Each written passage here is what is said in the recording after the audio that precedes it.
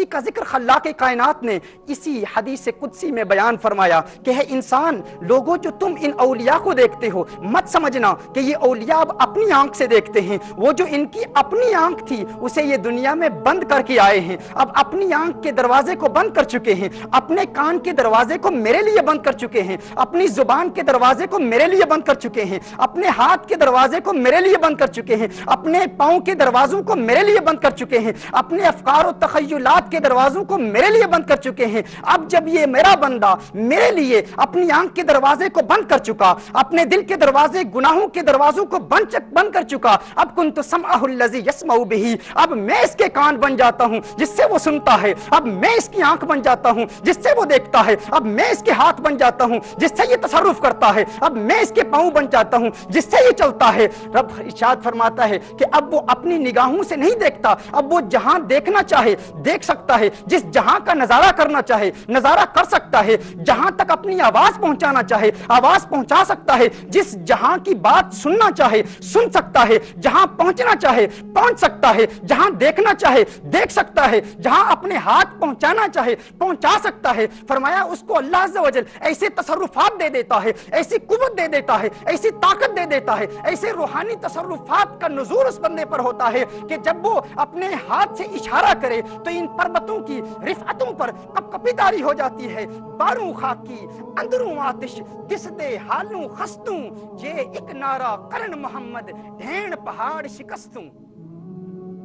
ناظرین کرام، اللہ عز و جل اسے ایسی قوت عطا فرماتا ہے، ہم اسے بظاہر اپنی ظاہری نگاہ سے سمجھتے ہیں کہ یہ عام بندہ ہے، یہ حال مست ہے، یہ فقیر ہے، یہ دیوانہ ہے، یہ بوریا نشین ہے۔ فرمایا اسے بوریا نشین نہ سمجھ لو، اس کے دل میں اللہ عز و جل نے عشق مصطفیٰ اور اللہ کی محبت کی جب یہ چنگاری اور اللہ کی محبت کی آگ جب پیدا ہوتی ہے تو اللہ اسے ایسی قوت دیتا ہے، ایسی طاقت دیتا ہے کہ اس کے تصرفات میں پھر کوئی حد نہیں رہتی۔ اللہ عز و جل اسے ایسا تحکم دیتا ہے اور ایسی کرامات سے نوازتا ہے، اور اس کا ذکر بار بار خلاق کائنات نے قرآن کریم میں بھی ارشاد فرمایا، رسالت مآب صلی اللہ علیہ وسلم کی احادیث میں بھی اس کا ذکر ملتا ہے۔ ناظرین کرام، سوال یہ پیدا ہوتا ہے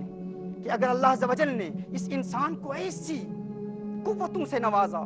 ایسے روحانی تصرفات سے نوازا، تو آخر کیا وجہ ہے؟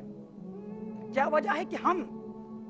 توبہ کے ابتدائی مراحل بھی طے نہیں کر پاتے؟ شیخ سعدی رحمت اللہ تعالی علیہ اپنے نفس سے خطاب فرماتے ہوئے ارشاد فرماتے ہیں، 40 سال عمر عزیزت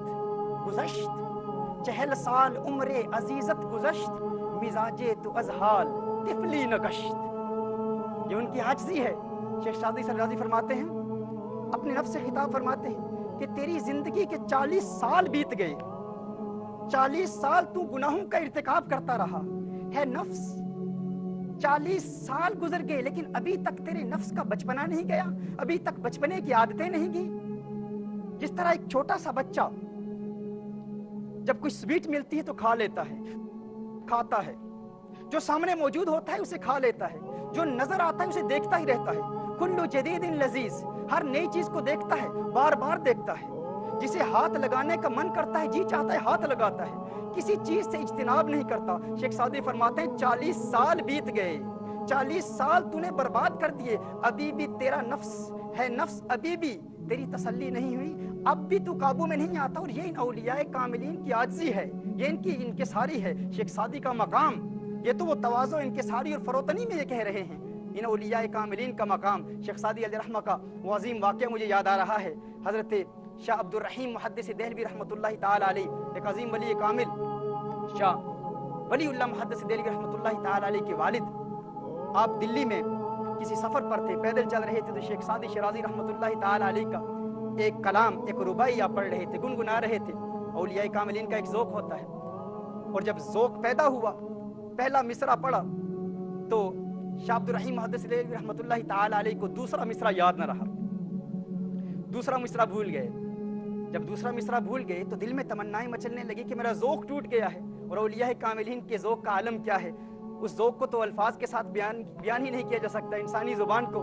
یارہ ہی نہیں رہتا کہ اولیاء کاملین کے ذوق کے حسین پیکروں کو لفظوں کے جامے پہنا، یہ تو ہم بیان کر ہی نہیں سکتے کہ ان کے ذوق کا عالم کیا ہوتا ہے۔ لیکن شاہ عبد الرحیم محدث دہلوی رحمۃ اللہ تعالی علیہ کا ذوق ٹوٹ گیا، اب دل میں تمنا مچل رہی ہے، آرزو پیدا ہو رہی ہے، کاش کہ دوسرا مصرع یاد آ جائے۔